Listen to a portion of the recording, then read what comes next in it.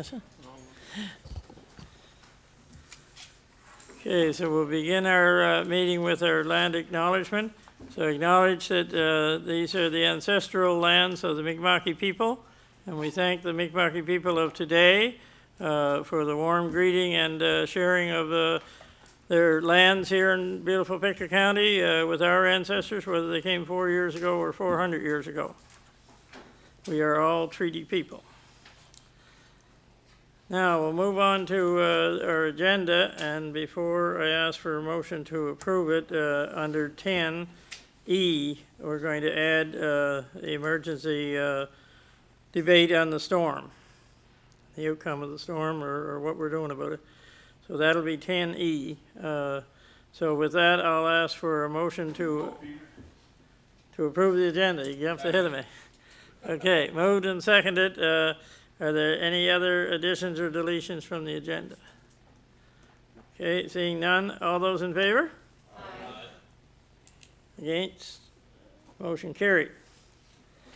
So under emergency resolutions, which is the one I just added, it was really an emergency resolution, but we got it on there. Are there any other emergency resolutions? Okay, seeing none, we'll move along to our minutes from our last two sessions, or last two meetings on January 8th. So first we'll do the regular session. I'll do the two of them together, I think. The regular session ending camera session.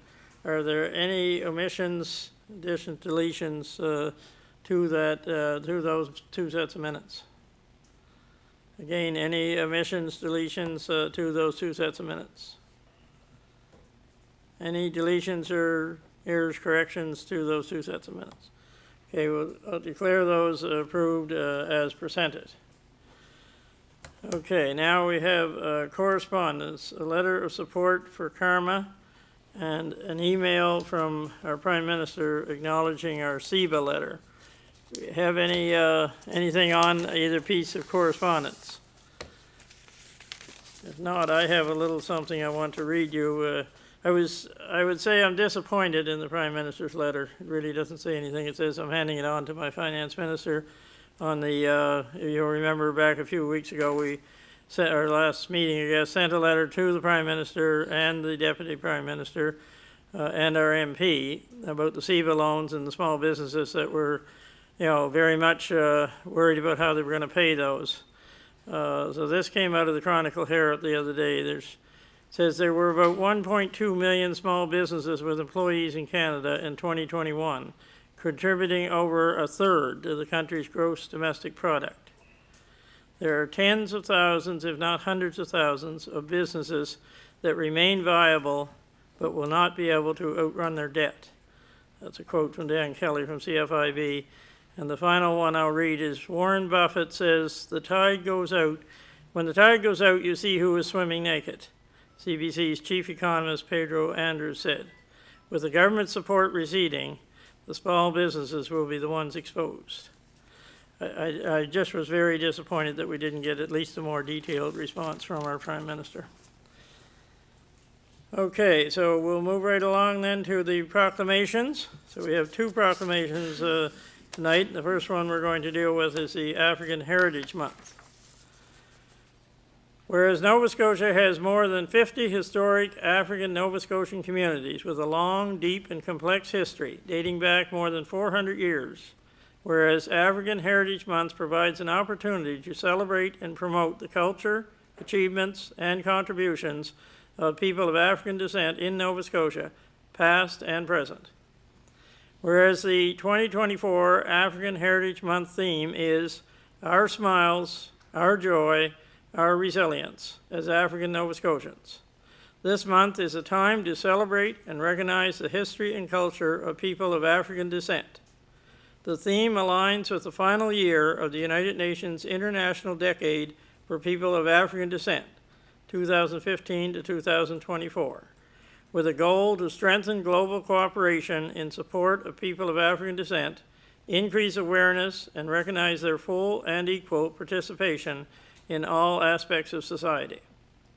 Therefore, be it resolved by the Municipal Council for the Municipality of the County of Pictou that the month of February be proclaimed African Heritage Month, and we encourage all residents to partake in events and celebrations taking place throughout the county and province.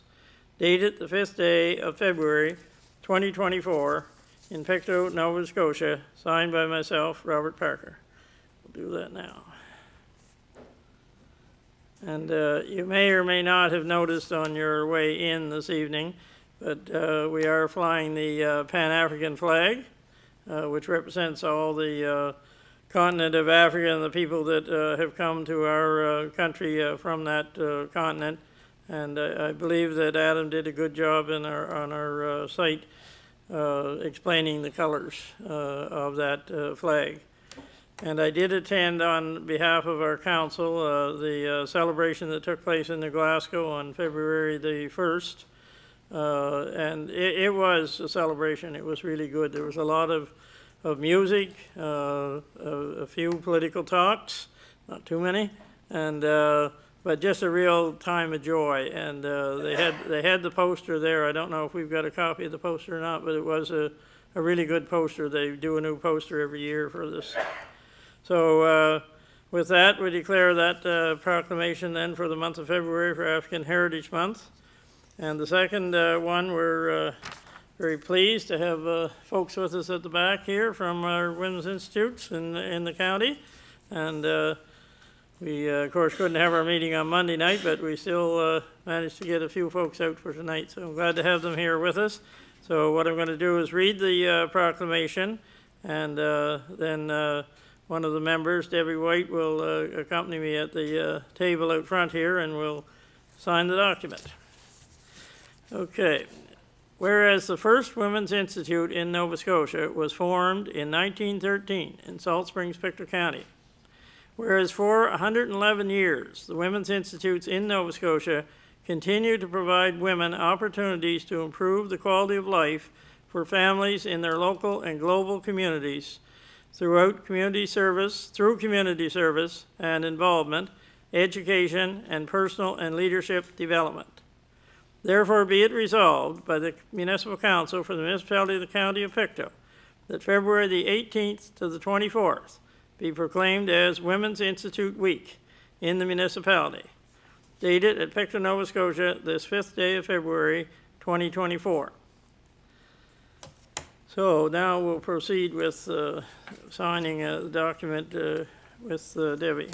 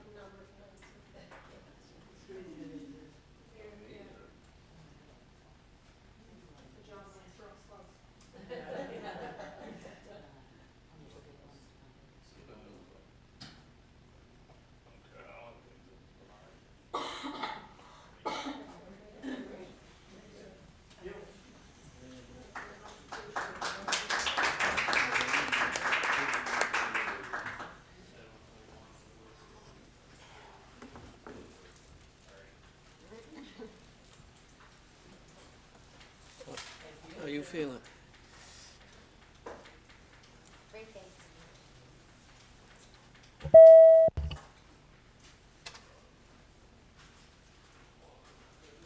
Thank you. Good night. See ya. Have a good evening. Thanks for coming.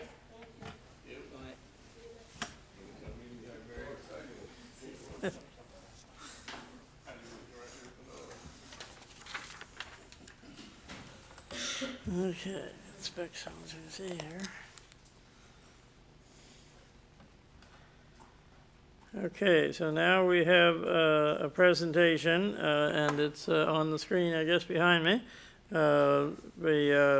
Was requested, I think, a couple of months ago now by Councillor Wadden. And so we're very pleased to have Lindsay Corbin, and the topic is the Coalition for Healthy School Food.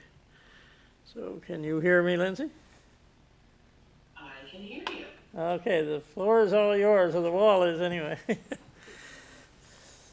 you very much. You are all very small on my screen, so I can't read anybody's faces, but hopefully if you any issues with my technology, somebody just stop me.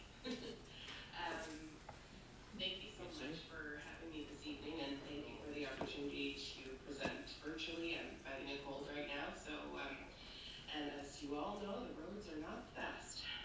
So happy to be safe at home tonight. So my name is Lindsay Corbin, and I'm the coordinator for the Nova Scotia Coalition for Healthy School Food, which is a chapter of a Canada-wide coalition, and my position is housed within Nourish Nova Scotia, which is one of the founding members of the coalition. And I'm going to share some information about the Coalition for Healthy School Food, and in the hopes that you might become involved in some way. There's a couple different ways to support this work, and I hope that by the end of my presentation you'll agree that it's time for a Canada-wide school food program.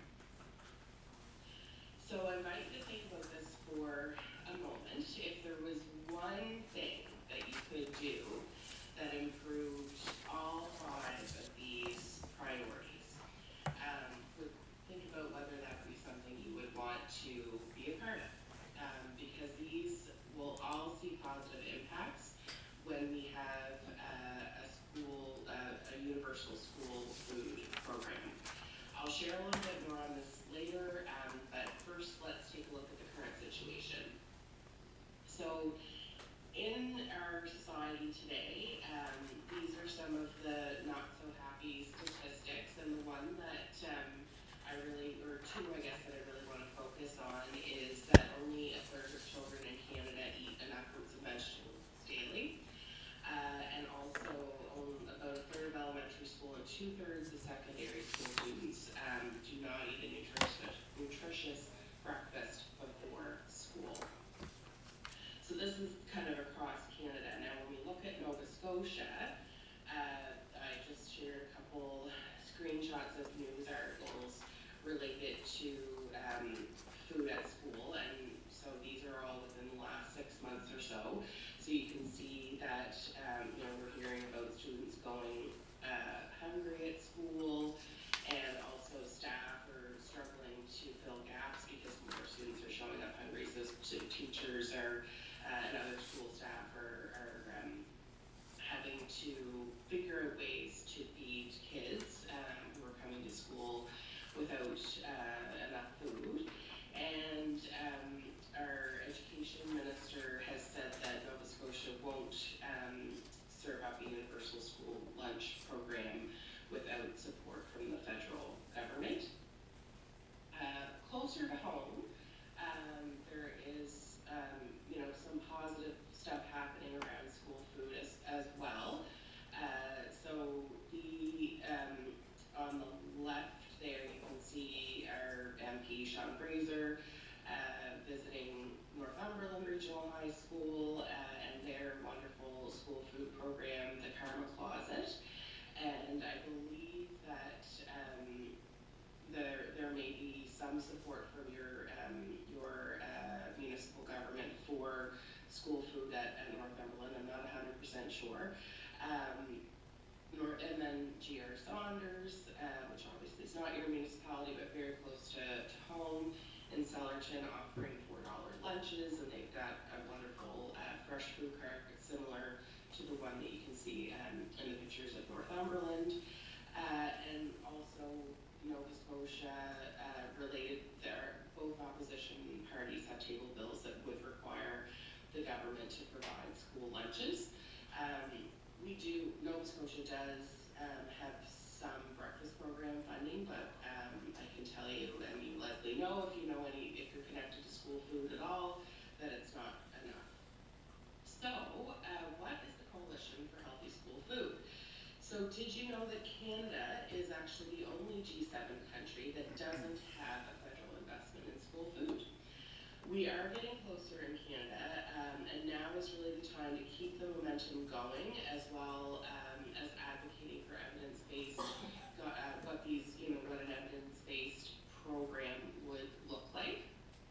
So that's what the coalition does. We advocate for 8 core guiding principles. We don't sort of have a set school food program that we believe is like the perfect one and everybody should have the exact same school food program. We really come at it with principles that all school food programs should take into consideration. So what are these principles? Number 1, health promoting, so serving tasty, nourishing, culturally appropriate whole foods, focusing on fruits and vegetables. Ensuring that they're in line with Canada's food guide and that they foster a healthy food environment where students can develop a positive relationship with food. Universal, meaning that all children in a school can access the program in a non-stigmatizing manner. Cost shared, meaning federal funding could be used to both expand on current provincial, municipal, and parental and community funds, and also initiating new programs in a cost-shared model. Flexible and locally adaptable, so we know that successful school food programs reflect and respect the local context of the school and the region that they're connected to, and so we want to ensure that funding builds on existing programs, local knowledge, skills, and relationships, and that it supports different food service models from breakfast to lunch to snacks. Committed to Indigenous control for Indigenous students, so we want to embed Indigenous food sovereignty in a school food program, and funding should be negotiated with Indigenous.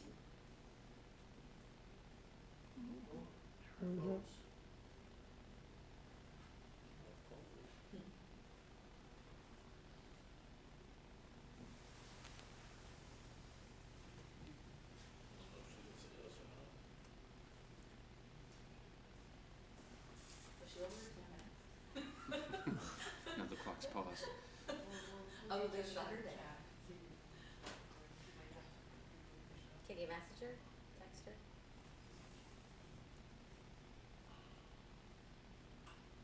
Is it our Teams that froze or her? Like our network seems fine.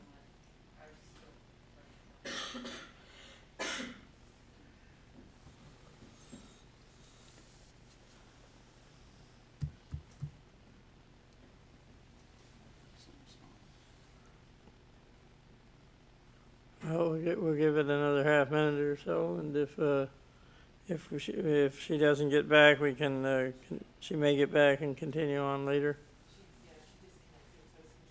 She's probably gonna go back on, hopefully it'll work then.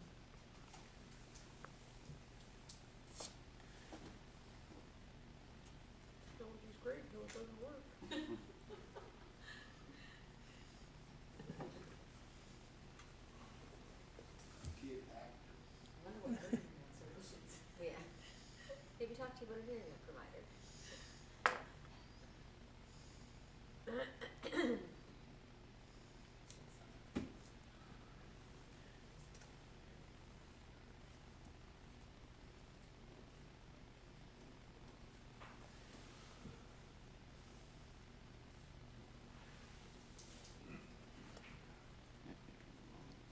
Yeah, well, we can move on, and then hopefully she'll be back with us, Lindsay, and when things start working again. So, oh, she's coming anyway. Okay, we'll give her another chance. You're with us again? I am back. So sorry about that. I don't know why my computer just went black. No, moves no, back up. no problem, take your time.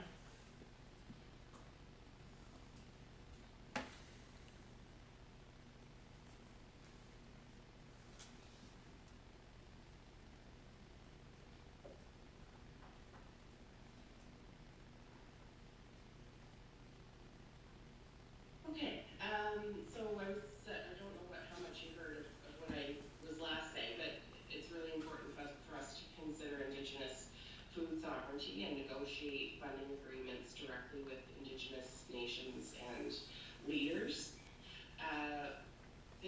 A school food program can really be a driver of economic development in communities. So we want to encourage school food programs to set local and sustainably produced food purchasing targets, which would create jobs for Canadian farmers and local food producers.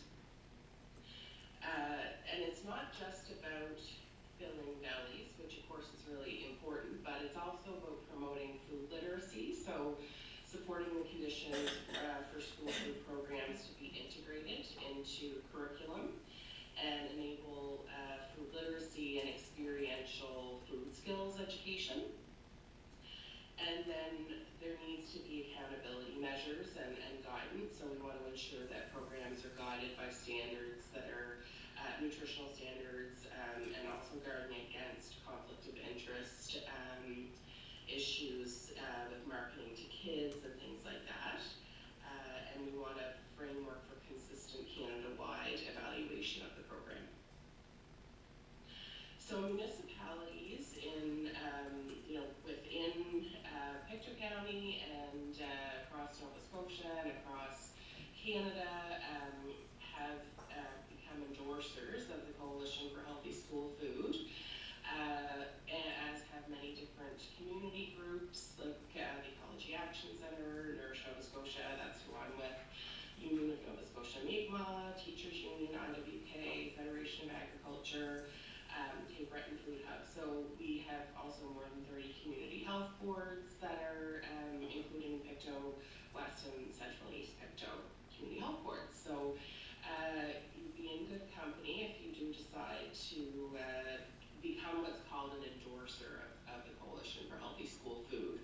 So I'm inviting the Municipality of the County of Pictou to become the next endorser of a Canada-wide school food program. And really it just means that you agree with the guiding principles that I've explained, and it's as simple as passing a motion and filling out a quick form. So I just took the liberty of putting a sample motion, and I also put the link to the online form. And I'm happy to take questions. Okay, thank you, Lindsay, and we made it through in 2 sections, but we got here. So are there any questions from councillors tonight on the food program for the schools that Lindsay's been talking about? Go ahead, Councillor Turner. Thank you, Mr. Warden. Thank you, Lindsay, for your presentation. Is there any particular reason, or let me phrase it this way, is if the provincial government is not on board now unless there is federal funding, if federal funding comes through, will the governing party or will the government sign on with this if there's funding comes through from the feds? If you have a commitment from the government on that, provincial government? We do. So we have a commitment from the provincial government that they will sign an agreement with the federal government to accept funds. So how's that progressing? How do you move the ball down the road? So what we're waiting on now, and really what we do with the Coalition for Healthy School Food is we are continuing to push for. So the federal Liberal government put this in their election platform. They put it in mandate letters, but they've yet to put it in a budget. So we're waiting for the budget, which will come out next month, to see whether or not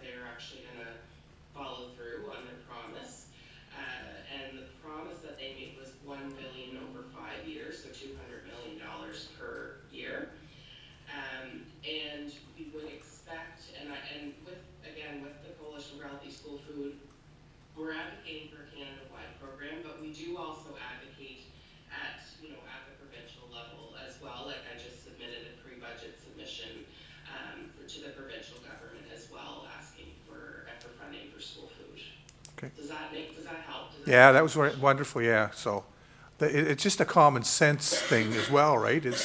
There's gonna be downstream benefits if this goes in, that, Yes. you know, all the money that goes into healthcare now, you know, could be lessened if we front load all the money up onto food, so, proper food. Absolutely, and there's good data, research from different countries, to show between a 2 and 7 times return on investment, per dollar, invested in school food. Yeah, great. Thank you very much, Lindsay. You're welcome.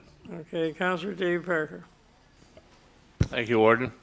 I'm bragging here. I'm very fortunate to be an alumnus of Northumberland Regional High, and I currently sit on the school advisory board, so I'm well aware of the circumstances there. My question to you is, like they didn't wait. They went ahead. It's sort of like build it and they will come. Now they're scrambling to put financing in place, but I'm confident that they will be successful. My question is, how do we convince other schools to take that approach? Just go get at it, get started, and Great question, and that's actually touched on. So you're asking the right questions, because you're touching on all 3 of the things that the Coalition for Healthy School Food does. Number 1 is federal advocacy. Number 2 is provincial and municipal, and number 3 is that kind of sharing of best practices and success stories, and helping each other, schools helping each other to build these school food programs. So I think that there are lots of different, opportunities, lots of different ways to do this.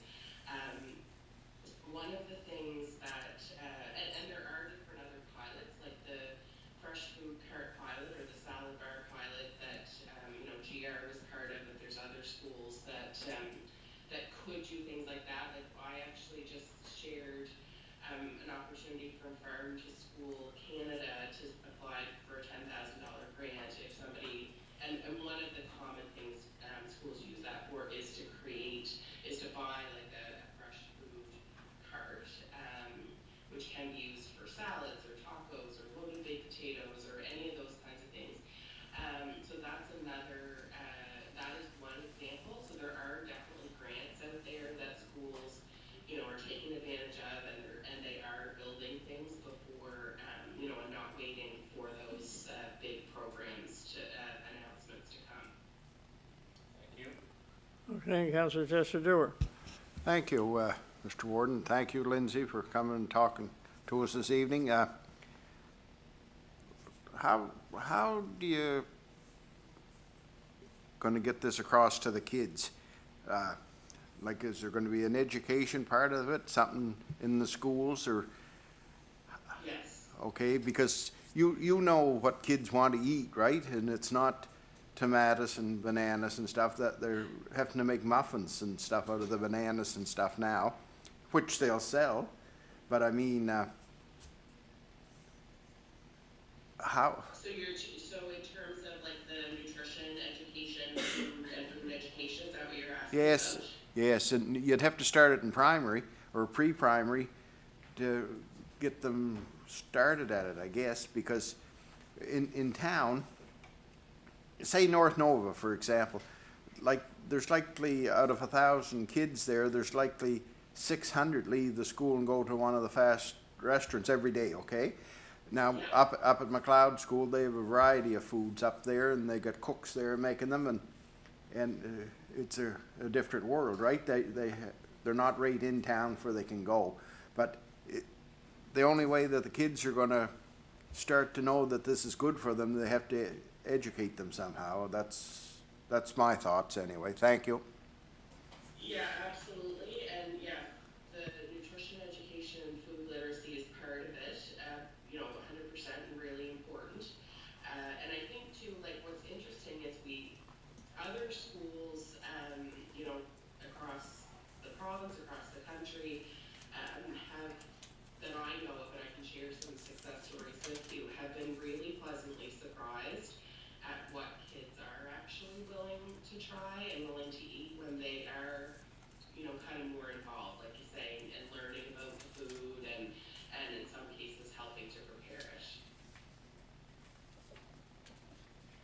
Okay, is there any further questions for Lindsay tonight? Go ahead, Councillor Wadden. Thank you, Mr. Warden, and thank you, Lindsay, for coming out. Just this motion that you're looking for us to pass, it's just showing our support to the coalition, to the federal government. Is that what you're looking for tonight? Yes, and you don't have to, like, I know we have, different meetings where you pass motions and whatnot. I don't know if you can pass it tonight, but yes, that is essentially, what I'm asking for is, becoming an endorser, which, is, one way that, in particular, governments can become involved with the coalition, because we have members, but members are all like nonprofit organizations. Would we be able to make that motion tonight, or would you prefer to move it to a property meeting? Should we do it through committee first, or can you do it directly? Because Your policy, Yeah, okay. All right. you would refer it to your next meeting. Okay, Yeah. thank you. Thank you, Lindsay. Okay, we'll refer it to one of the committees first, and then it'll come back here at our next meeting. Okay, not seeing any further hands up. I will thank you, Lindsay, for joining us online tonight, and I think we're all very concerned about what our children eat at school, and or what they don't eat sometimes. But it's, I'm glad that you're doing this effort. Somebody's doing it. Somebody has to push or it doesn't happen. We are pleased at our council to play at least a small role by, supporting a lot of our rural students, whether they be going to school in town or in the country, with our breakfast programs and also with school backpack programs. So that's a little part that we can play, and hopefully the bigger levels of government will join in so that this can be a full meal, a healthy meal program. Thank you so much. Okay, and we'll say goodnight for now then, Lindsay, and we'll handle it at our next committee meetings. Thank you very much for having me. Take care. Okay, now, next on our agenda then is Councillor Dewar with the Municipal Service Grant. Thank you, Mr. Warden. Resolution, be it resolved by the Municipal Council for the Municipality of the County of Pictou, approve the following municipal service grant. District 11, Bridgeville Community Club, $2,000 operating costs. SBI 4H, $250 program expenses for the total of $2,250, dated at this 5th day of February 2024. So we're going to change the date to Seventh. the 7th. Signed by myself, Councillor Chester Dorr, and seconded by Councillor Andy Thompson. Okay, you heard the reading of the Municipal Service Grant resolution for the Bridgeville Community Club and the SBI 4H, and it's moved and seconded. Are there any comments or questions on the motion? Seeing none, all those in favor? Aye. Against, motion carried. And now we go on, Councillor Wadden, you're doing the one with the Pictou County Chamber of Commerce. Thank you, Mr. Chair. Be it resolved, the Municipal Council for the Municipality of the County of Pictou approved the following sponsorship request. Pictou County Chamber of Commerce Awards Banquet and AGM, $1,800, dated the 7th day of February in 2024 in Pictou, Nova Scotia. Signed by myself, Councillor Deborah Wadden, and seconded by Councillor Larry Turner. Okay, you've heard the reading of that resolution to do with the assistance we give to the Chamber of Commerce for their awards banquet. We give that each year, and it's also for the AGM, total of $1,800, and it's been moved and seconded. Are there any questions on that resolution? Seeing none, all those in favor? Aye. Against, motion carried. And now we have the internet services for community halls, and that's Councillor Thompson.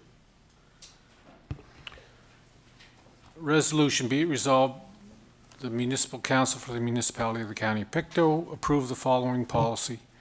Policy 2024-0205, Municipality of the County of Pictou, Community Hall Internet Program Policy. Purpose to establish a uniform policy for the provision of internet services to community organizations. The municipality will provide free internet services to community organizations and their facilities under the following conditions. The community organization has been designated as a warming comfort center, Schedule A, by the Pictou County Regional Emergency Management Resource Plan. And B, the facility provides opportunity for programs or events that serve the broader community and not strictly the organization's membership. The community organization may be required to demonstrate the use of the facilities through a calendar of events or booking records. The facility can be adequately serviced by the municipality's broadband project in terms of minimum speeds. The fiber network would be 50 Mbps download and 10 upload. Wireless network would be 25 download and 5 upload. If an application is received from a community organization that does not meet the criteria established in Section 2 above, staff shall prepare a recommendation report for the Financial Services Committee review. The report shall highlight the ability of the location to be adequately serviced by the network, fiber or wireless. The report shall also indicate the proximity of the location to other facilities designated in Section 2. The report shall also indicate the typical usage of the hall in terms of frequency, which can impact data and bandwidth cost. The Financial Services Committee shall decide if the organization shall be granted free internet services dated this 7th day of February 2024 in Pictou, Nova Scotia, signed by myself, Councillor Andy Thompson, seconded by Councillor Chester Dewar. Okay, and you've heard the reading of our internet services, free internet services, I should say, for our halls if they fit the conditions read out here. And so that's been moved and seconded, that resolution. Are there any questions on it?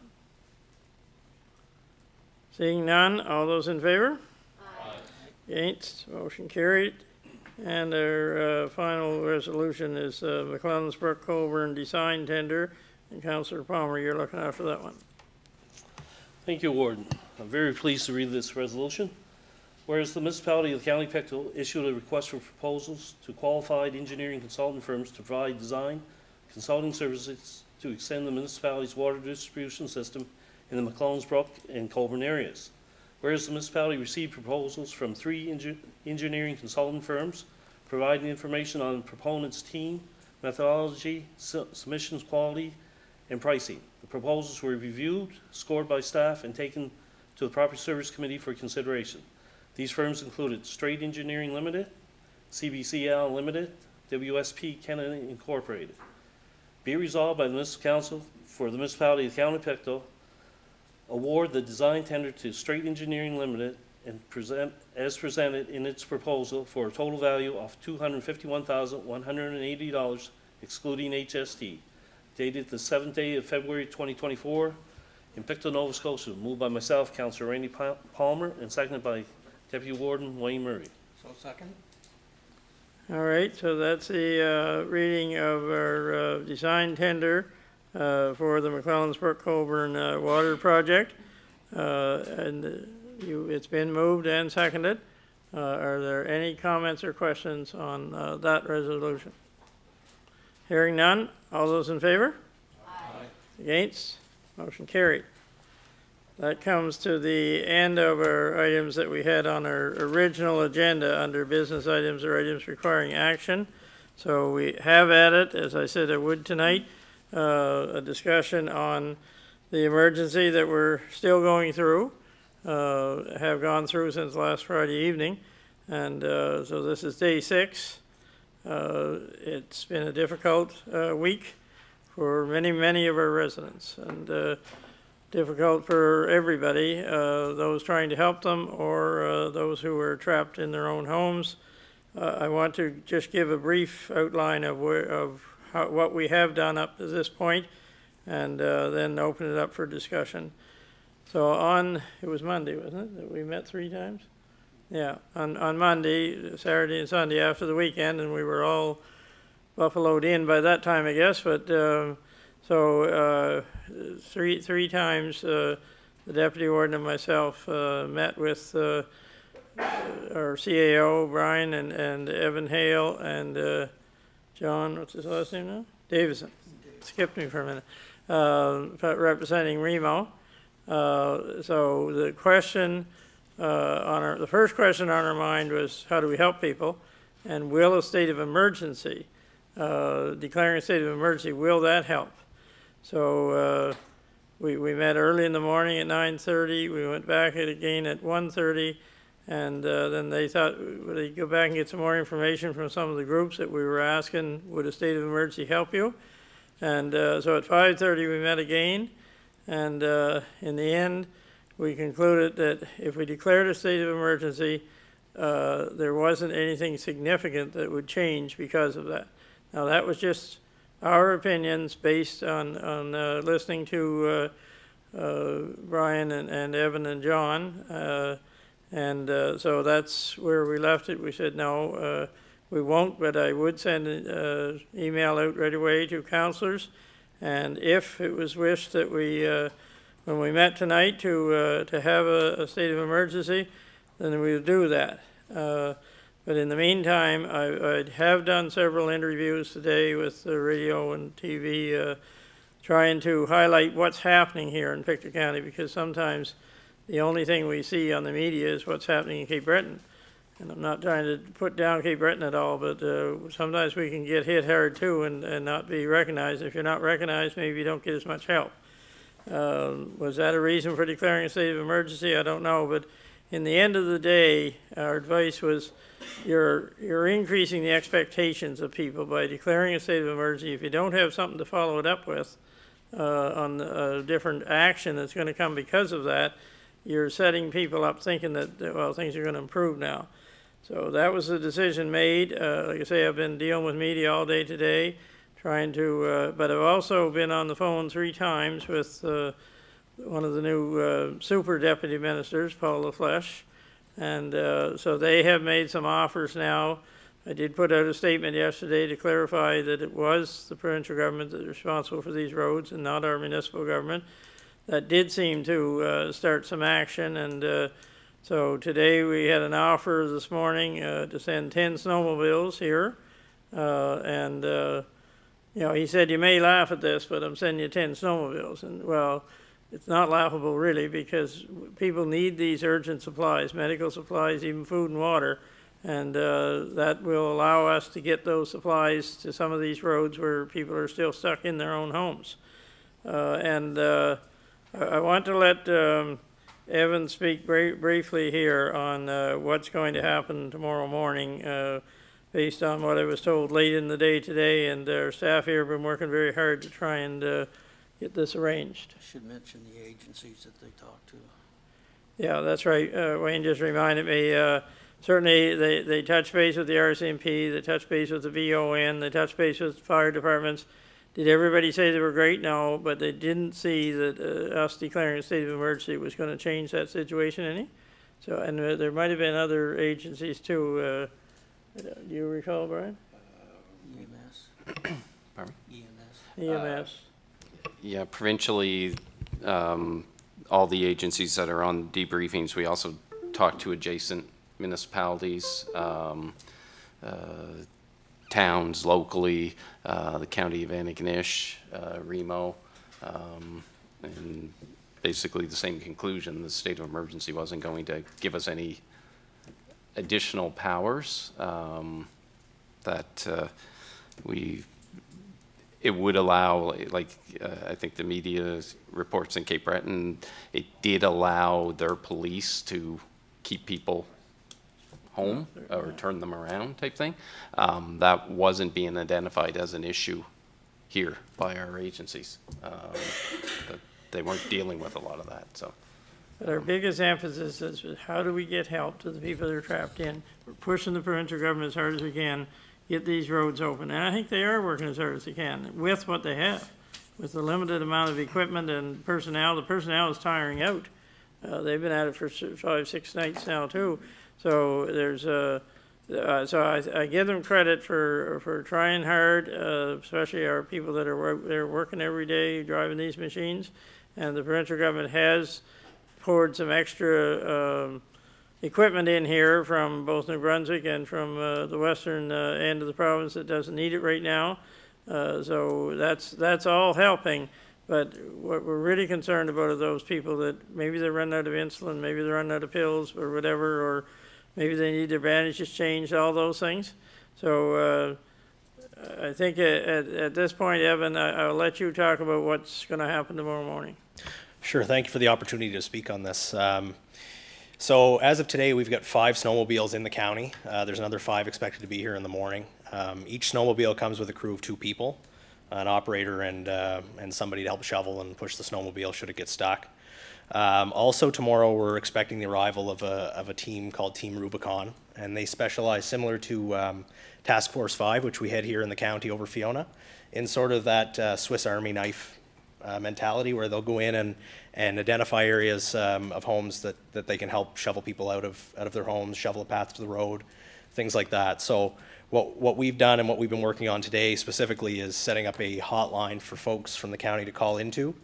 Once they do so, it's recorded on an EMO form. It's triaged by staff here at the municipality to determine the severity of the issue we're dealing with. And based on that, there'll be crews sent out to address that. So that's going to be happening, I guess, tomorrow morning. That phone line will open at 8:30 in the morning. For tonight, we have an online form that's fillable, and that's out right now in the media and being circulated. And it's my understanding we're getting multiple requests through that forum currently. Okay, thank you, Evan. And in the last conversation I had with Paul LaFleche about 5 o'clock, you know, he was with the Deputy Minister of Emergency Measures for the province, and he said, whatever we need, it'll be there. So that's good to hear. We've been heard, and there's a lot of people unhappy. They're unhappy, you know, with just whoever's in their way right now, whether it's us or the provincial government or whoever, because, you know, they feel it's been too long, and it has been too long. Machines broke down. A lot of our machines are getting older, and when you put them under a lot of stress in this heavy snow, they do break down. I think we had 3 out of 5 pieces, they said, in Lions Brook broke down the first day. So they were left with 2 pieces of equipment, not near enough to handle the roads that they were responsible for. But now we're at the point where I think they said today, Troy said that there was 29 roads left to go. I'm not sure where those roads are or anything, but they said you can get the names of those roads through Public Works so that we'll know who lives on those roads.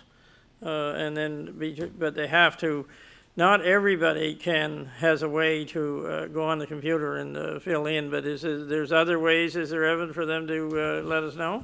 Yes, there'll be a landline phone set up tomorrow starting at 8:30, and that'll run from 8:30 to 8:30 daily until such time that the call volume stops. Yeah. And can we publicize that other than on the internet for people who aren't on the internet?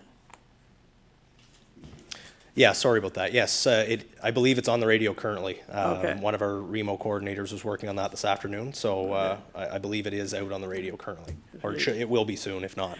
We don't want anybody left in a life-threatening situation. They've been alone for too long now. I'll say, at this point then, I just wanted to give you a background of where this came from, where we're at, and what we're trying to do now as we get hopefully near the end of this for people that have been locked up for too long. I'll open it up for comments, see where we're going to go with this or what else we might be able to do to help people. Go ahead, Mary. I think everything Evan said is good. It's just a little late.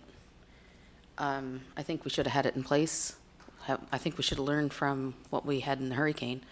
But I want to make a motion that we have a meeting to discuss state of emergency and the snowstorm that we just got, because it's not going to be the last one. And I think we should get our ducks all in a row and figure out what we're doing for our people, because what happened shouldn't have happened. We had no one to call. And I agree 100% that calling a state of emergency was not going to open our roads.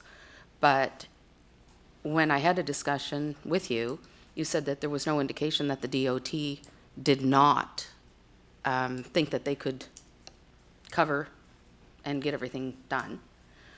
But someone approached me, and there was a text message sent out by the province, and it says, "Hi, the province is looking for people in the River John area that have heavy gear that can help with snow removal. The area supervisor for Public Works has put out a local call for help within the department. Can you share and ask with people you might know that might be able to help or know of someone who might? So having said that, they really didn't have the coverage. So in the future, I'd like to make sure that the people in the municipality have the coverage that they need, not where are we going to get it. We should know where we're going to get it. So I want to make that motion to have a meeting just on this topic, so everybody can have their say, and we can figure out what we're going to do when it happens again. Okay, that's looking forward to the next time it happens. Yep. But the meeting is, so we'll be ready for the next time it happens. Well, my point in asking for that motion is, we can go around here all night, but we're not going to settle anything because we have to get a policy in place for a major snowstorm like we just had. It's going to happen again. Oh, you can bet. It might not be a snowstorm, but it'll be something.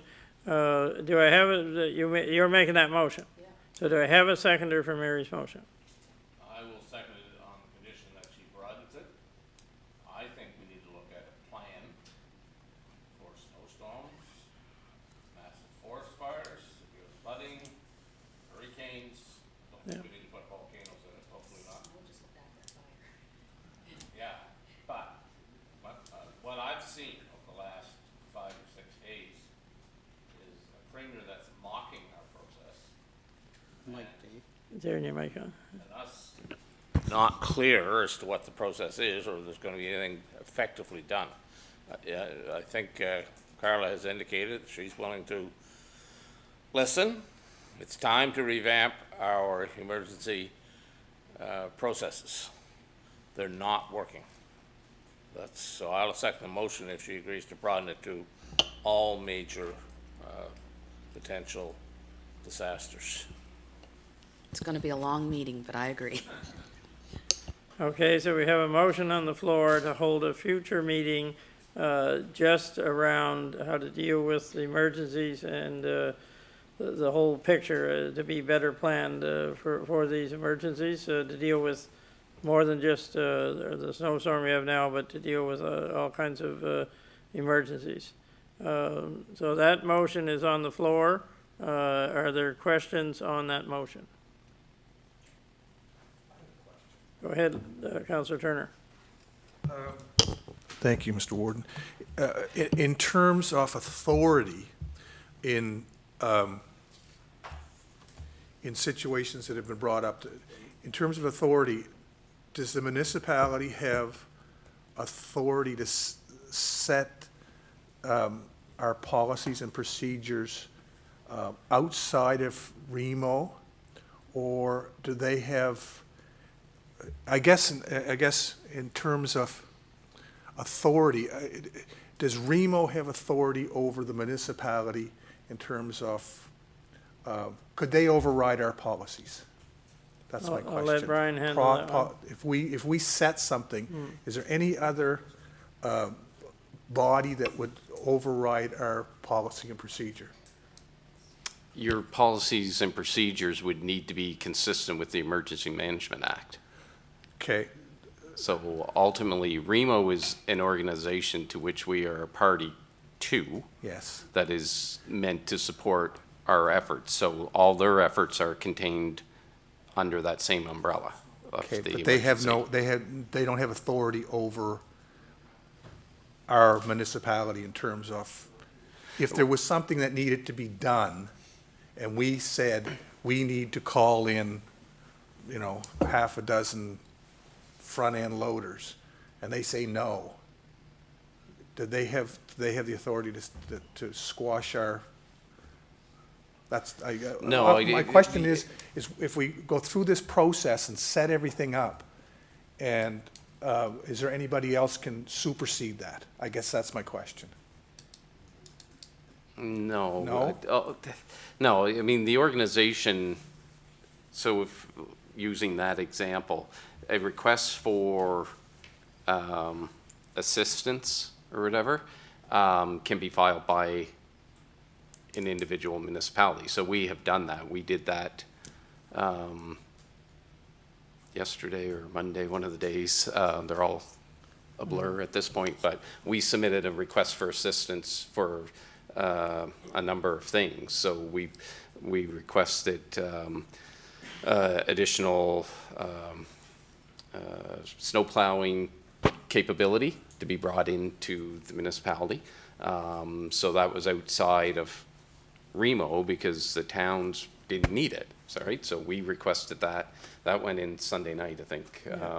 We did that. Then we did request the other day specifically for action crews that are coming tomorrow. Like that, one of the things we had, like we had a very small, Evan had put out a call to get volunteers, had a very small number. So we requested that resource from outside, and that's where, that's really how it works, right? When your local resources aren't there, you send it through to the Provincial Coordination Center to action the item, type thing. So we get to request and we did it. that. We requested those. Those were both signed off by myself. Okay. So you work within the framework of, Yeah, so my question, we already have this in place.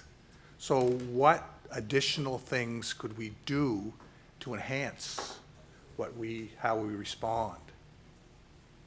I guess that's up for debate, and that's what Mary's asking. What can we do to enhance this? If we already have something in place, and it seems as though it worked, not working quickly enough,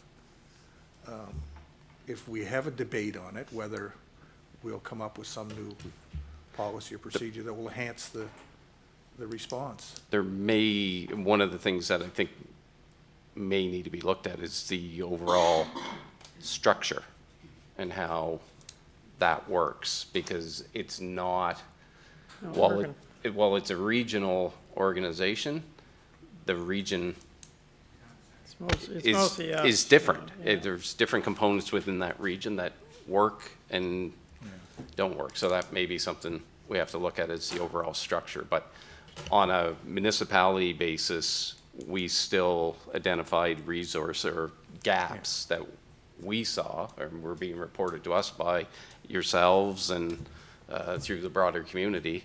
And so we requested that through the PCC, Provincial Coordination Center, which is active and has all these agencies all sitting around the table.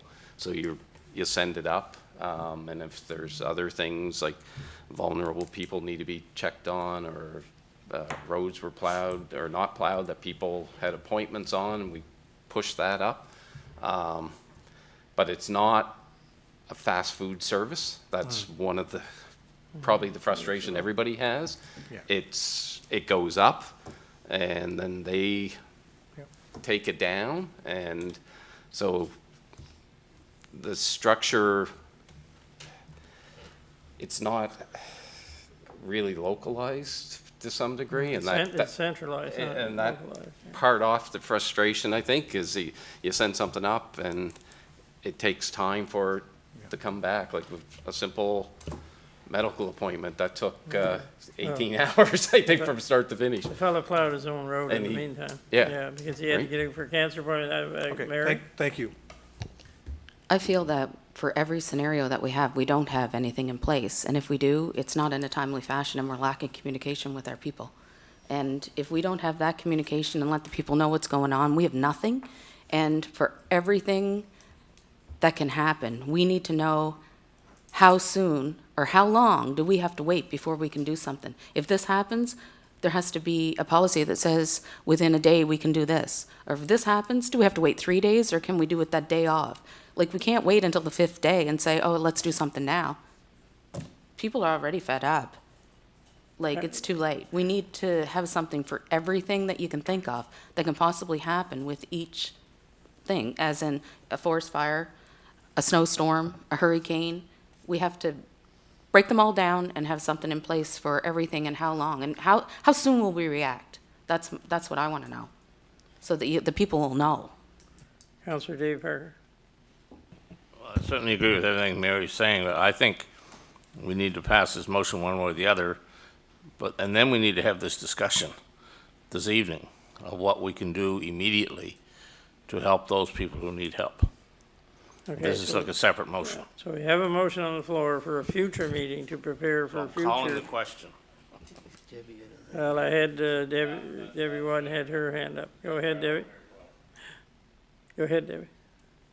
Thank you. I think one thing that bothered me the most about what happened, and it happened with Fiona, as the council, we didn't meet for 8 days after Fiona hit. And we were getting all kinds of questions from our residents, and we're not informed. We don't know what to tell them for answers. We're scrambling trying to get answers because we don't get the communication back. You and Brian and Wayne are meeting constantly, and you have all this information, but it's not getting back to councillors. So I think we really have to find a way. I mean, we've got virtual meetings, just as long as we're briefed on where we are. Like, we had no idea Sunday night that we were getting more snowplows. That would have helped a lot in the conversations I had with my residents on Monday morning. Just, if we knew these things were happening, it would make life a whole lot easier when we're fielding these questions. And I think the breakdown in the communication within council itself is really causes a problem. Like this, we should have been together virtually Sunday night, as far as I'm concerned, deciding whether we should have a state of emergency or not. We knew then we were in big trouble for getting the area cleaned. So I really think that's the kind of thing we need to discuss, perhaps with this motion.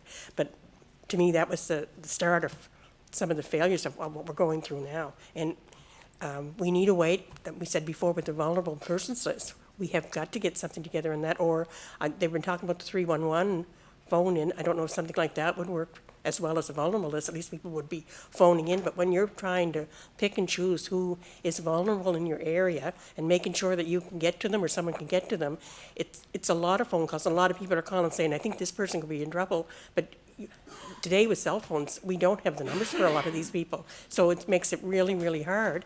And a lot of these people, especially in District 2, they're not close to people.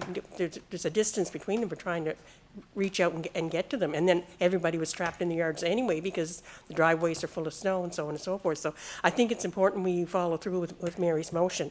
But I think, like, I agree with David that we need to have this discussion on here and now what happened with this storm and how we can improve it.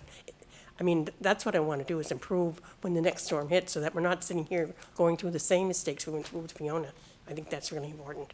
Thank you. Okay, thank you. And we'll take Darla, and then maybe we'll call, or Andy, do you want to speak to it? Okay.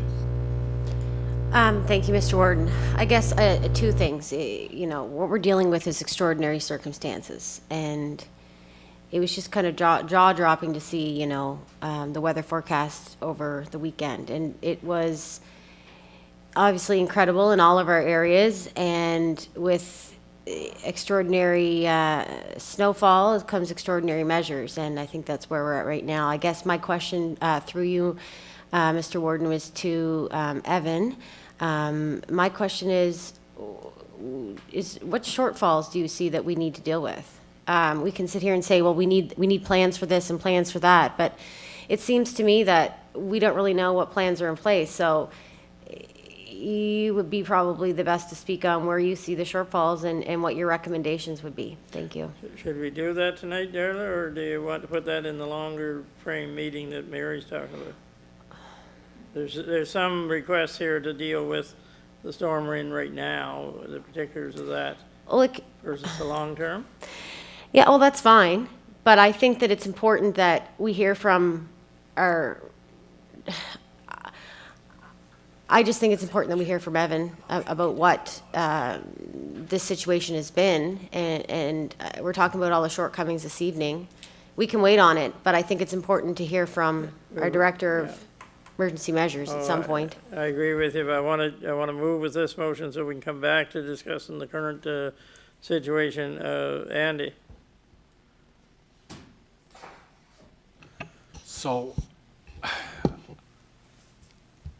I truly believe that when we have these events, and we've had them in the past with Fiona and other events, and we're always pointing fingers at somebody else. And I think right now, I'm not interested in having a big discussion about how many new pieces of equipment the Department of Public Works provincially has to purchase, because we just went through a process where we told them we didn't want to take over roads. So they're paying for all this stuff, so we should stick in our lane and worry about what we can control. I think it would be good for every one of us around the council table here to sort of reflect on the events and the call volume you were getting and the different types of issues that were arising with residents, because I never started receiving phone calls until Tuesday morning, I guess. That's when they started really for me. And it was all day, and it was seniors stuck in their house for the most part. There were some people that were still trying to get out to work. But we have people living in community that need medical assistance on a daily or a weekly basis, and they were missing out on their important dialysis or whatever it might have been, whatever cancer treatments or all that stuff. But we need to organize our communities better than what we have. Like one of the things that I'm thinking of is I wish I had a list today of all of the tractors with snow blowers on it in my community, just in my area, because I was hearing from contractors saying, geez, I'm getting phone calls from Westville and Thorburn, and I don't want to go, I don't want to travel the roads this far, I want to stick to my own area. We need to organize ourselves a little better, and our discussion should be around what we can control, not what other agencies are doing. Let them figure that out. They know where their pitfalls are. They know that there was 3 or 4 breakdowns in the west on the day 1 of the storm. They know, let that all work itself out, but we need to sit down and not have that collective amnesia have after a major event like Fiona happens, and then you just sort of fold back to your existing practices, I guess. And Evan's working hard to develop a network in the communities around Pictou County. And I'll say this, I don't think our regional emergency management organization works for rural Pictou County.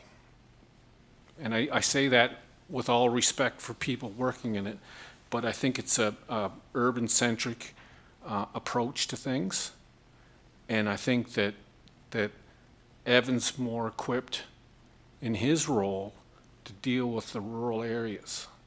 And I think that we need to, if we're going to have a meeting, we have to come up with solutions to organize our communities better. And I don't know what that looks like right now. I can jot some bullet forms on a piece of paper and hand them to Evan, and he can put them in the hat and pick out the good ideas and throw away the bad. On the vulnerable persons registry, I can tell you that there's people in Halifax that registered with the HRM VBR, and they were getting phone calls from somebody from HRM every day during the storm. They check in, how are you doing? Do you need anything? And they would get, if there was an issue, something would get dispatched. That's what a vulnerable persons list would do for you. And what we have now is we're letting free market reign supreme and let everybody look after themselves. Everybody's phoning everybody looking for a snowplow or help. We need to organize better, and we're not doing that. And I'm not interested in having a meeting to bitch and complain about either Nova Scotia Power or the Provincial Department of Public Works. I just don't think that's helpful, and it confuses people. I'll say this. We've reached the 5-minute mark, Councilor Yeah, Thompson. I'll just say this. When we try to insert ourselves in the work of the Department of Transportation or Public Works, whatever it's called now, it confuses the general public thinking we have some authority over what they do, and we don't. Okay, I'm going to call for the vote on the motion that Mary made to have a future meeting to plan for future emergencies, basically is what it is of all types. So all those in, His name up, hand up there. did I miss you, Peter? I'm I'm so confused with what's going on that I got questions that I want to ask from what you first started with. I thought we were just talking on questions on the motion, but everything seems to be going everywhere, Things have gotten so. mushroomed, so let's have the vote on the longer And then we're term. still gonna, I have. Oh, yeah, we're still okay. gonna go back to what's, Okay, well, I want to happening- talk on that. Still happening now. So I'm gonna call the vote on that future meeting that Mary made the motion on. All those in favor? Aye. And against? Okay, thank you, that's unanimous, so we will arrange to have that meeting, not in the too distant future, because like we said, sometimes once it's over, it tends to be over and forgotten about. Now we'll move back to the current situation, and I'm gonna let you go first, Peter, because you had some questions. Yeah, like when you first started there, you were saying that you checked with the fire departments, you checked with VON, all these people, and that state of emergency was going to be not help them at all. I checked with our fire chief, nobody talked to him, and he said, bull crap. He said, that's a lie, he says. And Bruce Young turned around, he told me, and he talked to the premier 20 minutes later and told him the same thing. He said, you know what, he said, we're going to go out to, if we can get firemen there because they're snowed in too, but he said, even if we get them there, how are we going to get up into these houses? And how are we supposed to get if I've got fire or anything like that or emergency? Also, they said the VONs, you know, oh, no problem. Well, anybody I talked to that's under VON care, over the storm, VON never showed up. So how can they say there's no problem with the VON? It just don't make sense. Well, I don't know who you were talking to, but I think that, you know, that's something we'd like to see. Who were you talking to? Was it just a couple of people you called and said, hey, you know, that's not right? I mean, that's misleading to us as a council. If I could just interrupt for a second, Peter, I think the question was, would a state of emergency help the VON? Would a state of emergency help the fire departments around? But who they asked it? That's what I'm saying. Who they asked it? Maybe it would have. It would have maybe state of emergency. We don't know. You know what? We're going by guessing on the state of emergency. I don't think nobody really turned around and sat down with somebody that knows what we would be entitled to, what can happen. Like, even for instance, I was talking to Sean Fraser's office today. They called me on a matter of somebody that was in distress and needed help. And they told me that the provincial government put in for some help, and they granted it, but they're waiting to tell them what they want. So there's so much stuff that's not being done. And I just, for one thing that really bothers me is we're an elected council, and yet, you know, as some of the councillors said here tonight, we knew nothing about it. And you know, I was hearing that there was majority of councillors wanted the state of emergency called, but yet we were being outnumbered. How can we be outnumbered when the majority was saying, yeah, we want it? So why isn't council involved in this process? And because we know our districts, we know what's going on in our districts. We talk to our fire chiefs, we talk to the people, you know, that are having problems. And to me, that's a real big problem that we're not in on the, you know, on it. I know that Evan and them are trying to do their best and mind them, but at the same time, we're the ones that people are coming to and asking the questions, and I know with me, I'm just turning around and trying to tell them what I could find out, and I don't know how many times I put a call through to Evan, and he was good enough to get back and tell me this, tell me that. You're yourself, Warden. I turn around, how many times have we talked and everything? It's just, but this should be a council thing, I think, that turn around and the council should be, because as again, we're the elected council. We're the ones that should be making the decision. Thank you. Okay, who do we have next? This is on the current storm that we're in the middle of. Okay, Councillor Dave Parker. I want to start by thanking Evan. He's doing a good job. He sees the problem and pulls some resources together to get some people out there.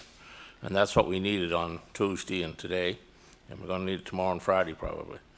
The big problem I have, now I'm going to mention the $750 seniors grant, which was put in place just specifically for this type of expenditure. The people I'm talking to are willing to pay to get their long driveways cleared.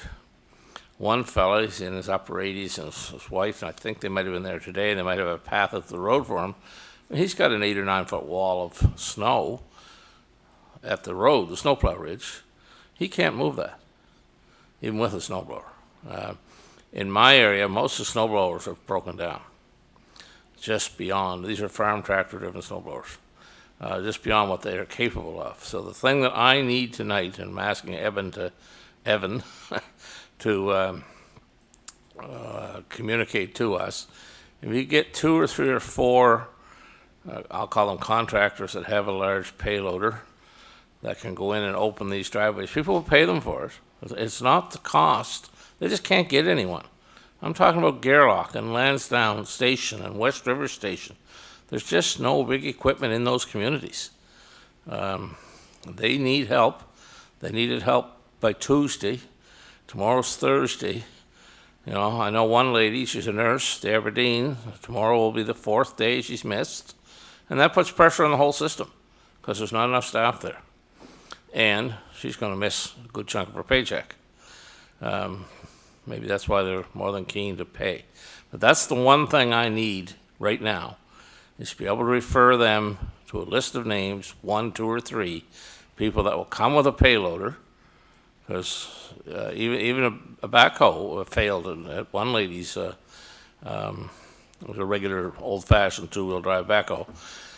They need the ability to contract with pay. They're willing to pay for it. They're not asking for a freebie. They just want to get dug out. Even what Evan is doing, and it's very, very good work, he's getting a trail, a pathway out to the road, but their vehicles are still stuck in their yard. And most of these people are older, have some mobility challenges. They have medical appointments, they need to get groceries in. If they're dependent on oil or propane, how are they going to get that to their house? So that's why I say the main thing that I know that my residents need that they can't get is access to a payloader. Something that can come in, and if we wait too long, we get, say, a rain and then a freeze, now you can't move it. You're waiting for nature to do it 6 or 8 weeks from now. So that's that's my main ask, Evan. Can you make some contacts and list up 2 or 3 or 4 people that have heavy equipment that will come and clear. These are longer driveways, though there's some that are only 100 feet and they can't get out of them. But many of them are 400, 600, 1,000 feet long, and they're difficult. Thank you.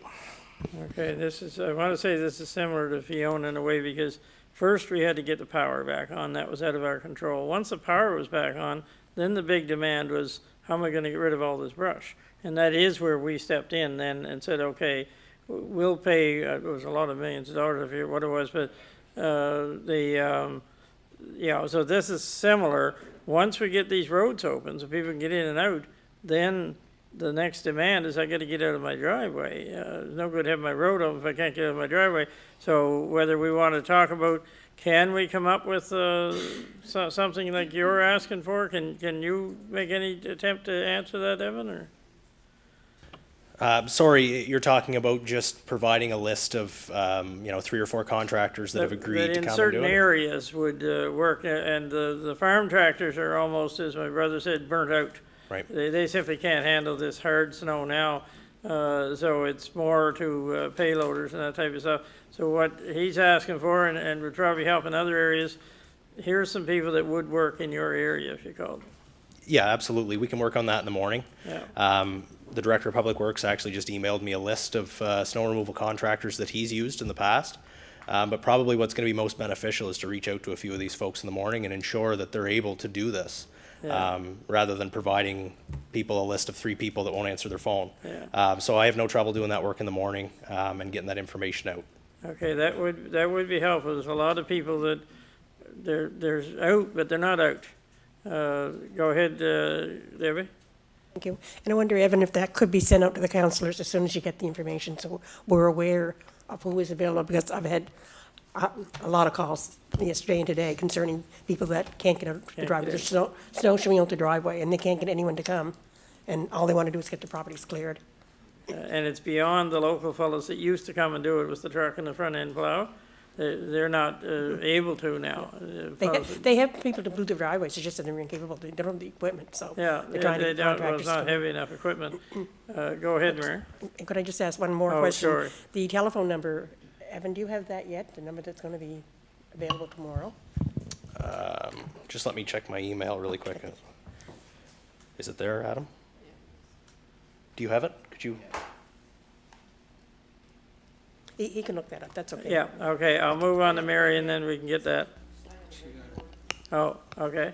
Maybe I'm the only one that doesn't know what a state of emergency does, but the province put out a piece on it, and I was for a state of emergency, big time. And then when I read it, and it's 14 days for the province and 7 for the municipality, but all it does is declare control or prohibit travel, entering homes or buildings without a warrant, order evacuation, confiscate property, or order assistance. So all it does is give the almighties the power for the authorities to make the decision for us. So it really wouldn't have helped. So once I read it, then I knew that no, it wasn't gonna help us any. So I just wanted to share that. And if anybody wants to go on that site, the state of emergency is under the Nova Scotia site, and it tells everything about it and all the criteria and what citizens are allowed to do and everything. It's a really good site, so it's a lot of information, and it's Okay, wonderful. Thank you. And when the state of emergency was first declared by Cape Breton, and that sort of, the ball sort of rolling that we should be doing this and everybody else should be doing it, Cape Breton is very different than us. We're a big rural municipality with a lot of roads, but they're all spread out. Cape Breton needed that because they had to get people off the streets in order. Pardon me? Yeah, well, you know what I'm talking about. CBRM is very much an urban municipality, a lot of it. And so that's why they had to have it, to get the vehicles stopped so they could actually get the streets emptied out. That wasn't our problem. Our problem was all of our back roads, just the depth of the snow and the equipment, not having enough equipment to do it. They're totally different situations, I will say that, but, go ahead, Sue-Ann. So that phone number is 485-3445. 3445. 485, okay. That phone number is for? The Remo hotline. The hotline that if you're in non-emergency, to call that number for assistance. So if somebody needed, and many of the calls that councilors got, and I know I got, I'm getting low on insulin, or I need my pills refilled, this is what that's for? Yes. Only medical though? No, groceries, water, whatever you need. These people are coming up with the snowmobiles to help deliver to those homes, whatever they need, I take it. Yeah, it's basically identifying the issue, whether your driveway is not plowed, you have no access out of your home, you're getting low on fuel, medicines, things like that. So it's to identify those situations so they can be assigned to the proper people, strike teams. Like if it's somebody needs medicine, they can get the medicine and get it brought in by snowmobile or whatever. So it's to identify those needs so it can be actioned. So in any emergency, weather related? Yeah, if you require an ambulance, that's a 911 call. If you require police, 911. It's the urgent but non. Yeah, there are issues, right, that people can't deal with. If they can't deal with them, then we identify them. They'll be prioritized. For the rural, we plan on triaging them first with our employees. We've got a team put together that will go out and assess the situation, and then that'll provide the provincial or that other resource. This is what's on the ground, so they can ensure they send the right people to deal with it.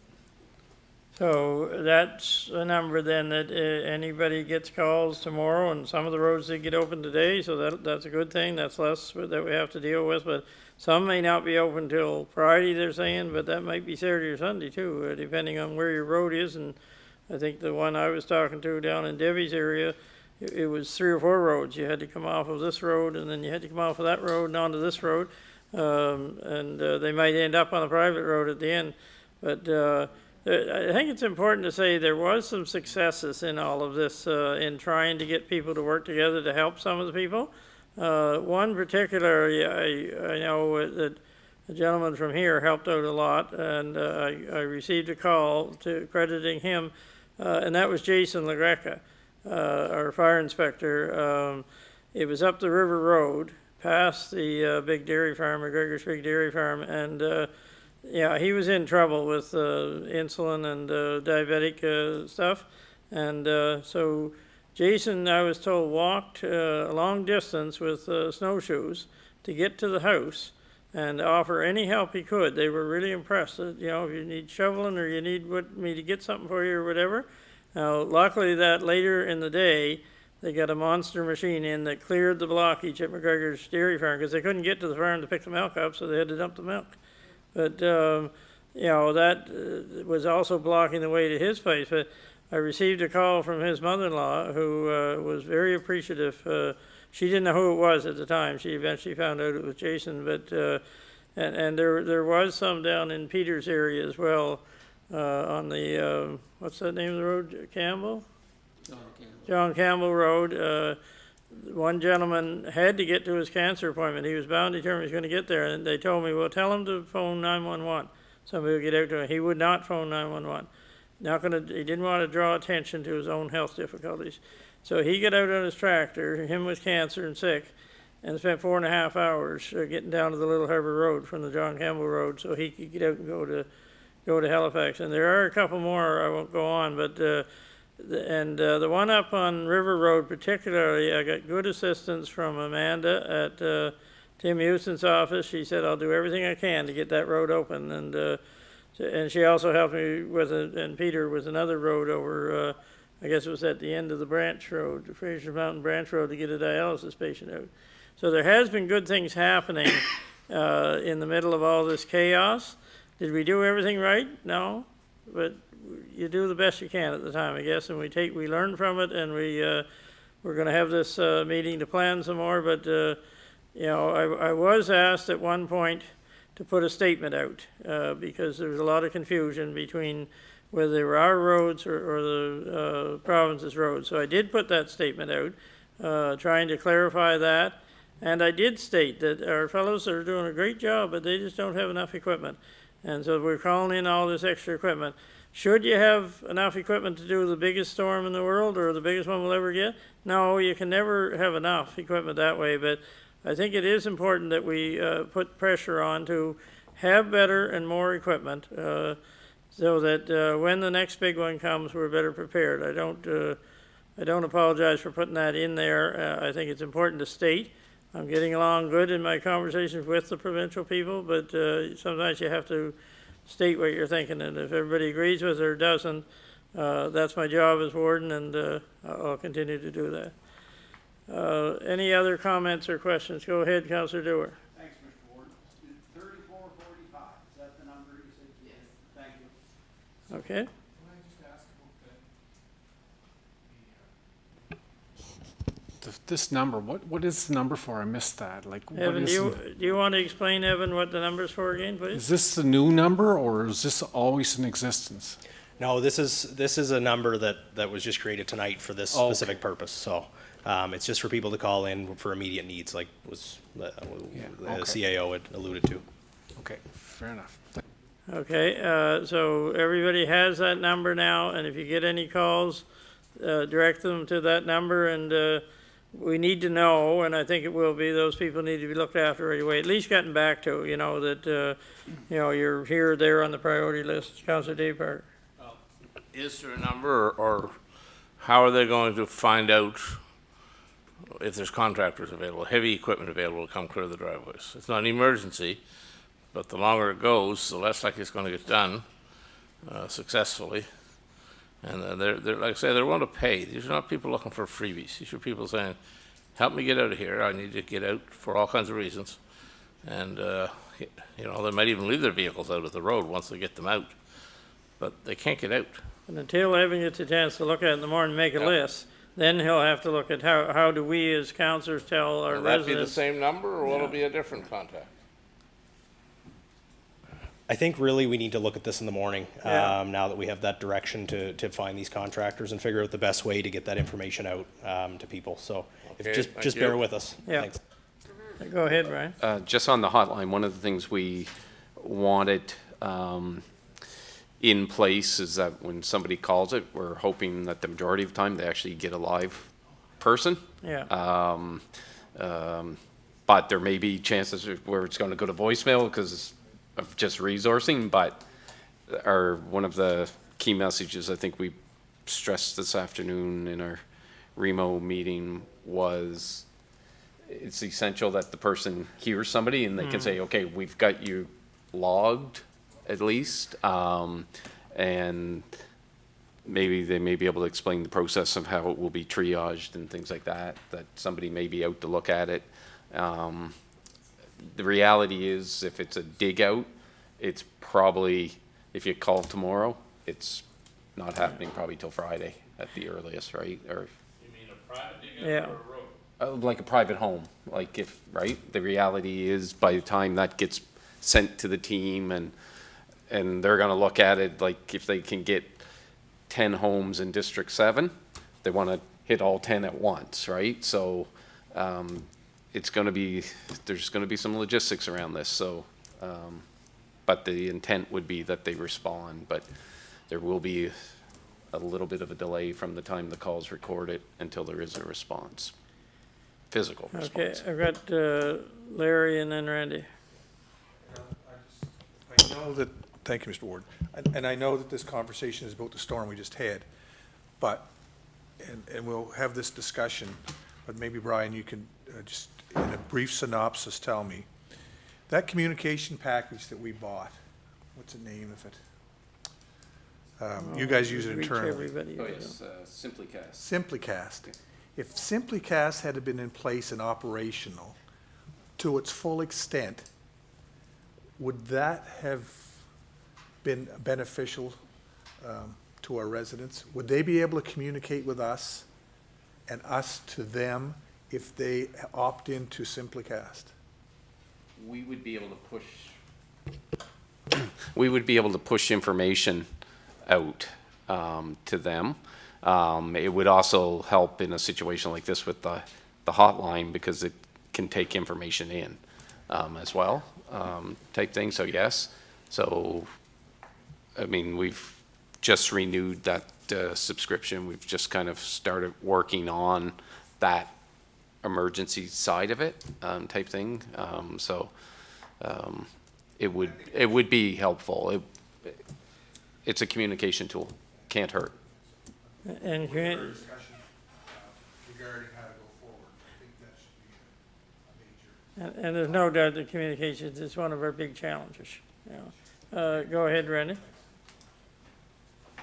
Just on when you tell the people that here's a contractor and all that, are they going to call for the contractor to come, or are we going to schedule the contractor to come for them? That's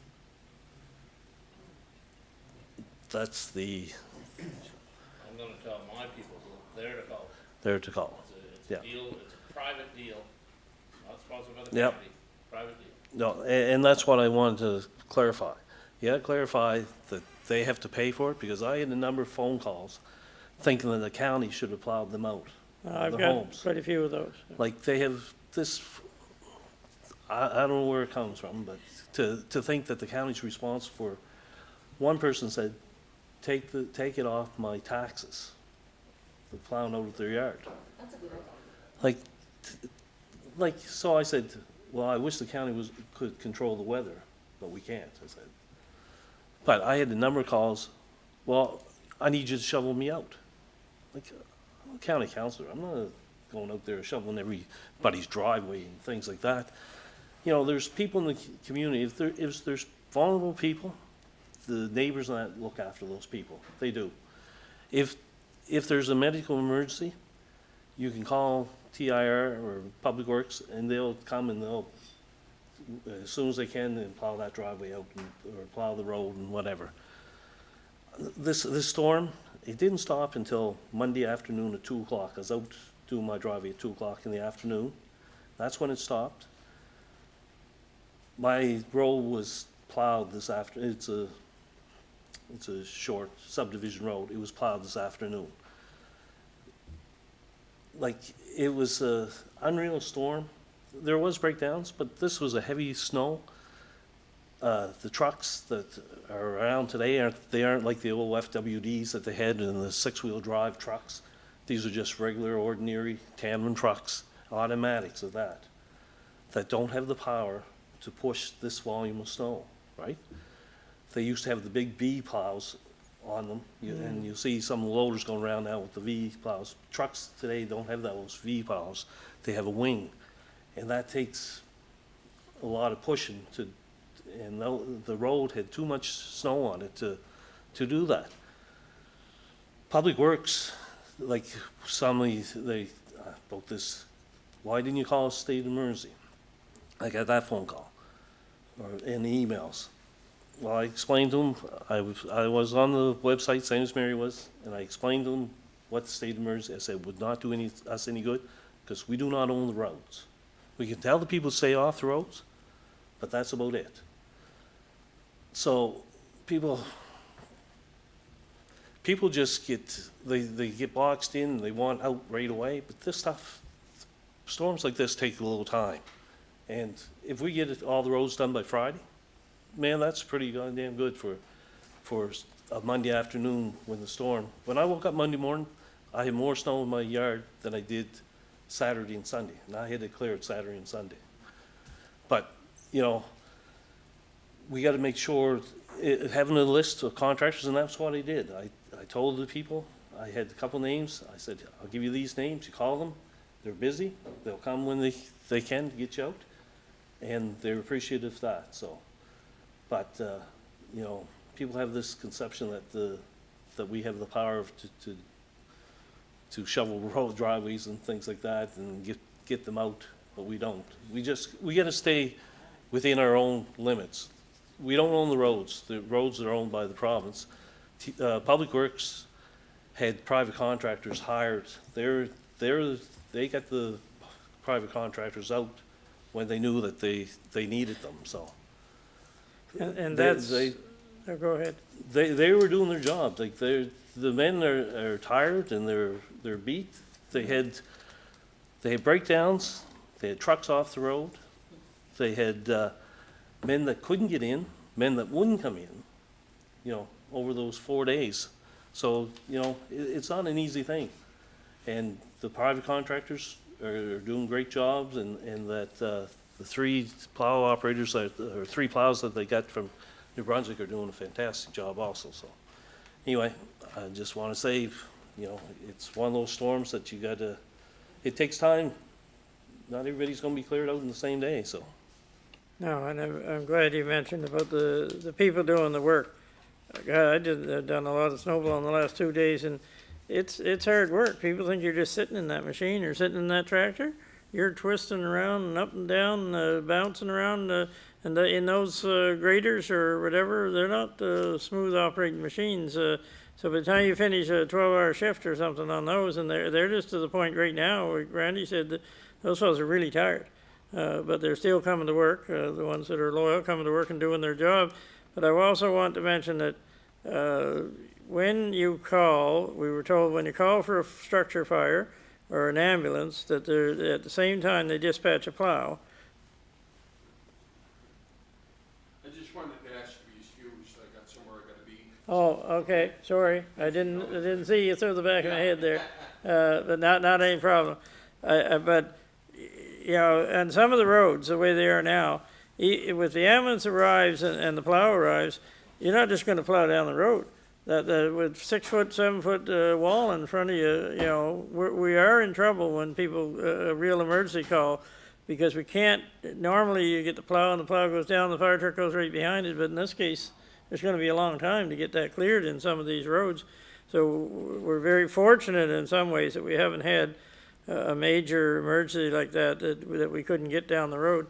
So Peter was next on my list, so I'm gonna go to Don. Oh. Yeah, that's right too. He was. I didn't. If I had realized that's what he wanted, I wouldn't have waited so long. Go ahead, Don.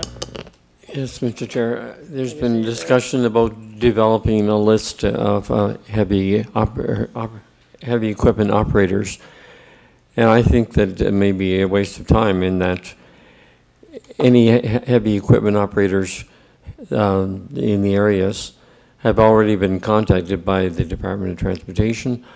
They've also been contacted by all of their neighbors, and I know a couple in my area. They've gotten to the point that they can't even answer, they won't even answer the phone. They've had so many calls. So I don't think there are any heavy equipment owner-operators that are sitting around with their machines out beside the barn doing nothing. They're all worked and probably overworked at this point. And it's no secret when people know that there is so-and-so with the heavy equipment that could help. Those people are being asked, almost harassed at this point. Okay, thank you for that, Don. That's the real world, and I guess Evan's going to check in the morning, see that may be what he finds out, that there's nobody available. Or at least we can make the effort, though. Who's next? Is there any more comments on the current emergency? Where am I? Oh, I even saw her too. Sorry, Dara. I would like to ask my question now to Evan. I want to hear from him what worked well in this particular storm. Okay. And what didn't. I'd like to hear from Evan if I could. Thank you. Yeah, sure. That's an interesting question at the moment. So it's sort of too early to, I guess, call it done and high five and say everything's over with at this point. We're still very much in the middle of it. What worked well was the resourcing that we had on hand. We were able to task those resources out to the people that needed it the most, and we made a positive impact on those people. I guess one of the issues that I identified in this is just the lack of resourcing. And when we look at our other REMO partners throughout the county, and we sort of compare in terms of what we have for resources here and what they have for resources there, it's pretty uneven. And we saw that over Fiona, and we're seeing it now, right? They have snow removal equipment, so all the towns have snow removal equipment. So if there's a medical issue, they're able to task a plow immediately to go there. There's no red tape to cut. There's no provincial coordination center to go through. It's a pickup of the phone within that municipality, and their problem solved. One of the big struggles we have here is we do not have that ability, and we don't have that resource at all. So that's really the struggle when you have people calling in, and I mean, I've been inundated with phone calls to the point that my phone broke in my office. So yeah, it just fell with force. But so I guess that's an area certainly that I've identified, and I've had those conversations with Brian and Logan throughout this is sort of, we have some gaps in resourcing. We're very reliant on provincial departments for certain aspects. And I'm not saying there's anything wrong with that, but the expectation on the other end needs to be consistent with that. And I think that messaging that came out from the warden on that really did help that situation. I had far less angry people calling me about the roads, far more calling me about their homes, but far less about the roads. So as I said, it's really I guess a good thing to bring back to this meeting that we're going to schedule in the future. I can have a really good report written up on, what worked, what did we do, how many people did we help, and where did we really have our struggles. And there are plenty of struggles with this storm. If I can, Mr. Warden, I think it was important to hear from you tonight, because we all have stories in our district of what happened and how much snow there was and the size of the drifts and the people that, that needed to get out. And I think, it was such an extraordinary storm, and I agree so much with what Councillor Palmer said, that, it didn't stop snowing until Monday, and, everybody wasn't going to be out on Tuesday. And it's taken time and a lot of patience and a lot of, I guess, communication. And I think a point that we should identify for next time is getting communication out for expectations before the storm. And I think that would help a lot with, I saw a post on Facebook today that our number had been given out to call if you needed a plow. And we had to put a communication out saying, no, don't call us. If you need your driveway plowed, this is not the number to call. So I think, looking, I just see a lot of communication online, and people are struggling to get their driveway plowed. But, here we are on Wednesday, and there's been a great deal cleaned up in the last 48 hours. So I think it's a commendable job of what neighbors have been doing for neighbors, and I think we can't lose sight of that. Thank you. Okay, thank you, Darla. And people are frustrated. I don't blame them for being frustrated, same as they were in Fiona. When you're trapped in your home, frustration builds up in a hurry. If on top of that you have health conditions, or somebody in your family does, then the frustration builds up much faster. Not only the frustration, but the fear. You know, there's a fear part of this too, and if I had to get an ambulance down for so-and-so, can I? So that's, mental health-wise, it's been really difficult. I see Councillor Dave Parker with his hand. We have to have a bit of humor here. Friday, February 2nd was Groundhog Day, and Shubenacadie Sam made her prognostication, and I'm wondering if it's true whether or not she is now in the witness protection program. Might need it. Are there any more comments? Go ahead, David.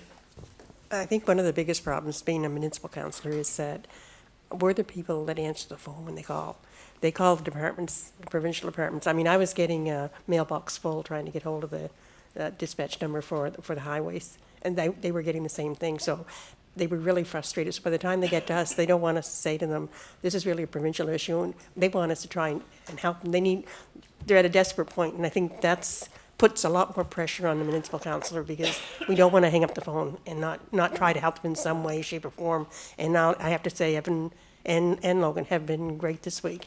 They were a godsend for a lot of issues that I know I had in my area. So thank you both so much. But that's the kind of thing I think as a municipal council we have to do. It may not be your job, but I think at the same time we have to really help the people that put us into office. And I think all councillors were doing that. Yes, we can't tell the Department of Public Works what to do or where to go, but Evan has a good point on the fact that we don't have the resources. Maybe that's one thing we have to look at. Do we need a minimal amount of resources to be able to address some emergencies that Department of Public Works just can't get to because they got too much else in front of them? We can ask. And they've been very cooperative trying to help us, but they have a whole list of things, priorities too, that they have to handle. And so I think that suggestion of resourcing is one that we do need to seriously look at down the road. But it's always true on any issue, I think, that there's a confusion between municipal, provincial, and federal. Now, we can't just pass the buck and say that's somebody else's problem. We can help them, but we have to make clear to them that we cannot dictate, where that plow goes. They need to know whose responsibility it is. That doesn't mean it takes us off the hook. It means that we're on the phone with the Department of Transportation or whatever, trying to help them. I think our job is always to help people, not to tell them that it's somebody else's responsibility. Okay, go ahead, Larry. Does an MLA have authority to direct snow plowing? Does anybody know, do they have authority? That'd be my thought too. They can request it, but I don't think they can dictate to the plowshed where to go. I just saw some communications that kind of startled me on that issue. Thanks. Okay, Mary? I just want to say thanks to Evan, and if anybody has any problems and needs somebody that can make a phone call and get things happening, it's him. Because, yes, I called yesterday in the evening when I come home from the Tony River Wharf, all the way to my house was a lane and a half, and the salt trucks were flying through, and I called Evan and I said, somebody's going to get killed. He made his call. By dinner time today, was all cleared. Just Magic, like that. Magic, just like that. If I'd called, it'd still be like that. Darla? Oh, I thought somebody said you were missing Darla. Okay. I might as well say something too. Oh, go ahead. I can't Just, see through, Brian. I gotta thank Evan, because I had a call yesterday morning at 10 o'clock, and they had a medical appointment today in Halifax, and he had the road all cleared by 1 o'clock. So thank you from the bottom of my heart and the residents who we helped out, because they were overwhelmed. I had to say that. No, we as counselors can answer the phone and talk to people and try to understand but we really can't do a whole lot. We need to get a hold of Evan, or get a hold of Brian, or get a hold of Logan, or get a hold of, the transportation people, or, we can't do it. Like Randy said, he's not gonna go out and shovel out somebody's lane, neither am I. I don't shovel out my own anymore. It's, our role is to be the contact between the public that's calling us and those who can do something, not to do it ourselves. Like I said, I've spent a lot of time today with media stuff, and to me, I thought, well, if we get some attention, maybe that will help us get more help. So I'm glad to hear that some of those equipment, I think you mentioned, Randy, some of the equipment from New Brunswick, is here. And so every piece of extra equipment makes a big difference. If you add 2 or 3 pieces of equipment to what you got, you can get more roads done faster. Okay, if there's no more comments for tonight, I think we'll close it off and adjourn our meeting, and just keep trying to help people.